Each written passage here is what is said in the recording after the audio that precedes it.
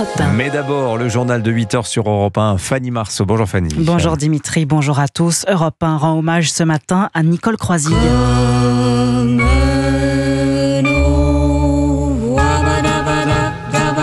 La chanteuse et comédienne s'est éteinte cette nuit à l'âge de 88 ans. Sa voix nous avait enchantés sur ce Dabadabada du film Un homme, une femme de Claude Lelouch, une chanson qui avait marqué sa carrière. Elle en parlait à Wendy Bouchard sur Europe 1 en 2019.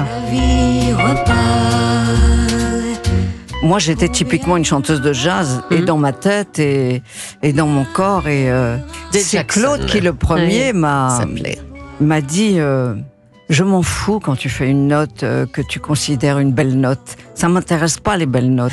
Moi, ce que je veux, c'est que quand tu me fais une note, que ça me touche, que j'ai pas envie de pleurer ou de rire aussi, mais en tout cas, je veux que ça me touche. Faut que tu me racontes une histoire. Tu peux pas juste me faire des notes. Ça m'a absolument choquée parce que je me suis dit, alors toutes ces années que je viens de passer à essayer d'assurer une technique vocale, d'être performante et tout ça, ça m'a vraiment, ça m'a secouée. Archive Europe 1 de Nicole Croisille qui nous a quittés des suites d'une longue maladie. Allez, hommage toute la journée sur Europe 1 à Nicole Croisille avec Julien Pichenet dans Culture Média de chez Pascal Pro et vous tout à l'heure aussi 11h-13h. À la une de l'actualité ce matin également, l'offensive de Gérald Darmanin contre les casseurs. Pour le garde des Sceaux, la justice n'est pas adaptée à la violence d'aujourd'hui et elle s'est montrée trop clémente avec ceux qui ont saccagé les Champs-Élysées et s'en sont pris aux policiers ou aux pompiers. Le ministre entend donc durcir la loi, instaurer des peines minimales, supprimer le sursis. Jacques Serret, Gérald Darmanin a affiché sa fermeté hier soir sur TF1. Bien que les peines infligées ne soient pas sévères, Gérald Darmanin n'en veut pas aux juges. Les magistrats, ils appliquent le code pénal. Il y a une peine maximale aujourd'hui dans le code pénal, il n'y a pas de peine minimale. Non, selon le ministre de la Justice, le problème est ailleurs et il est du ressort des politiques. Il faut adapter le code pénal à la violence d'aujourd'hui. Je propose de supprimer le sursis, qu'il n'y ait plus d'avertissement, mais que tout de suite, dès la première condamnation, ce soit de la prison ferme ou une peine extrêmement ferme. Et deuxièmement, qu'on puisse faire des peines minimales à partir du moment où le juge a reconnu la culpabilité de quelqu'un. C'est un changement radical, mais cette radicalité, on en a besoin. Selon le garde des Sceaux, ces mesures pourraient voir le jour à la rentrée de septembre, sans garantie toutefois. En attendant, ces propositions permettent à Gérald Darmanin de prendre les devants, de ne pas subir les critiques visant son ministère et surtout de prendre la lumière autant que Bruno Retailleau, qui, comme lui, n'écarte pas la possibilité de se présenter à la présidentielle. Jacques Serret du service politique d'Europe 1. En attendant, le défilé se poursuit. Des casseurs devant les juges. 86 personnes ont été déférées hier. Dont 18 en comparution immédiate. Parmi eux, un homme en situation irrégulière, clairement identifié sur une vidéosurveillance lors du pillage d'un magasin des Champs-Élysées. Et malgré tout, il est ressorti libre hier. Jean-Baptiste Marty, sous les yeux médusés du gérant de la boutique. Assis sur son strapontin, Rafik, 41 ans, la tête dans ses mains, fait face à un de ses pilleurs, Ahmed F, dans le box des prévenus, un Algérien sous OQTF depuis 2 ans.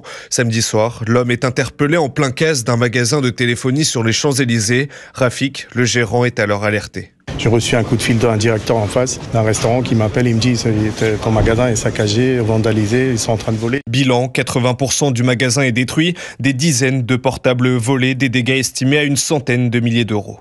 Ça me fait très mal, ça fait 1 an que j'ai fait ce magasin-là. J'ai pas pris de mes salaires, j'ai rempli le magasin pour pouvoir augmenter mon stock. Je vois partir en moins d'une heure, tout est pillé. Face au juge, Ahmed F assure n'avoir rien voulu voler. Pourtant, des policiers disent l'avoir aperçu les mains sur les étagères des enceintes. Il est finalement condamné à 6 mois de prison avec sursis et 500 € d'amende et donc ressort libre sous le regard dépité, larmes aux yeux de Rafik. Jean-Baptiste Marty du service police-justice d'Europe 1. Et ce matin, le ministre de l'Intérieur, Bruno Retailleau, plaide pour une révolution pénale ainsi que le principe du casseur-payeur. Oui, il a apporté hier son soutien à une nouvelle loi anti-casseurs déposée par le député LR Corentin Le Fur. Elle prévoit de punir les auteurs de dégradation en leur retirant les aides sociales comme l'APL, les allocations familiales, les bourses scolaires ou le RSA qui pourraient être suspendues pendant 1 an. Délinquance des villes, délinquance des champs également. Les agriculteurs font de plus en plus face à des vols sur leurs exploitations. On ne parle pas de 2 fruits tombés de l'arbre, mais de plusieurs dizaines de milliers d'euros de préjudice et parfois de violence. Dans les Pyrénées-Orientales, les producteurs de cerises sont en première ligne. Ils tirent la sonnette d'alarme. Les autorités n'ont pas encore établi le nombre exact de victimes, mais le phénomène inquiète, comme l'a constaté à Céret le correspondant d'Europe 1, Charles L'Huillier. Dans cette exploitation de 110 hectares, l'une des nombreuses concernées, les cerisiers sans leurs cerises paraissent bien pâles. Une demi-tonne a été volée il y a quelques jours et c'est Ramona, l'employée, qui l'a découvert au petit matin. Dans le champ, je vois tout de suite que les arbres sont vides. Plus de cerises. Et à côté, il y avait des traces d'une voiture. On nous a tout pris. Une rapidité d'exécution bluffante qui en dit long sur le profil des mises en cause, s'inquiète Erwin Sadelman, le propriétaire. Ils ont vraiment vidé les 30 arbres. Il y avait aussi quelques cerises pas encore mûres. Et ça, ils l'ont laissé, bien sûr. C'est clair que c'est un réseau organisé de professionnels. Au lieu d'attaquer les banques, ils attaquent maintenant les agriculteurs. Il y en a d'autres qui se sont même fait agresser. Car ces vols de cerises peuvent en effet s'accompagner de violence ici. C'est ce qui est arrivé au fils de cet agriculteur. À 3h du matin, quand il partait, il a vu 4 gars dans le verger. Ils ont foutu 2 coups de poing, ils ont cassé le nez, ils n'ont pas manqué. Alors pour éviter un drame, les agriculteurs ici organisent des maraudes la nuit désormais. C'est Charles Lullier, Europe 1. Vous écoutez Europe 1 matin, il est 8h07. MaPrimeRénov' peut être bientôt suspendu. Le gouvernement prévoit d'interrompre le dispositif en juillet jusqu'à la fin de l'année, faute de budget suffisant. La CAPEB, la Confédération de l'artisanat et des petites entreprises du bâtiment, dénonce un coup dur pour les entreprises du secteur dont l'activité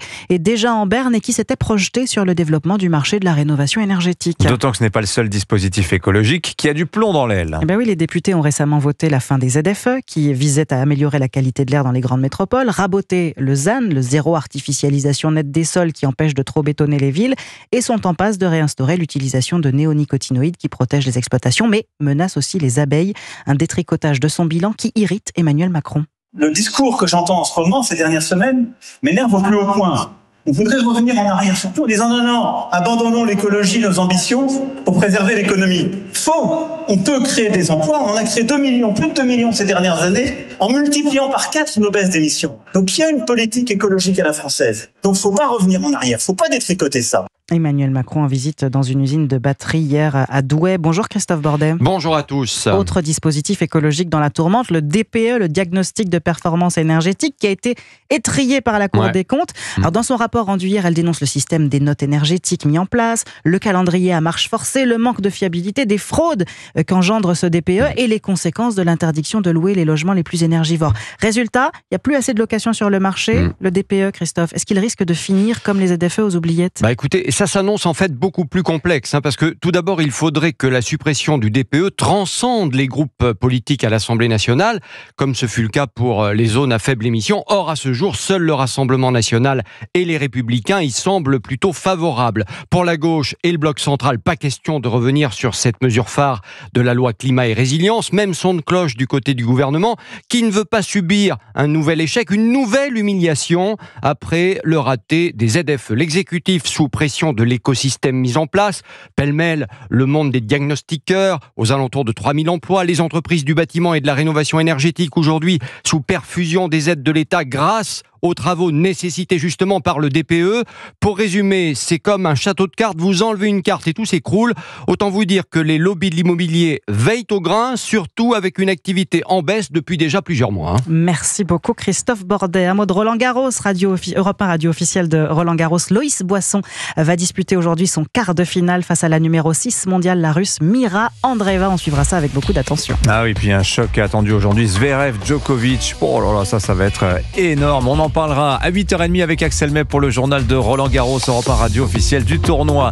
Dans un instant, merci beaucoup Fanny Marceau pour votre journal. Éric Ciotti est l'invité de Sonia Mabrouk. Bon réveil.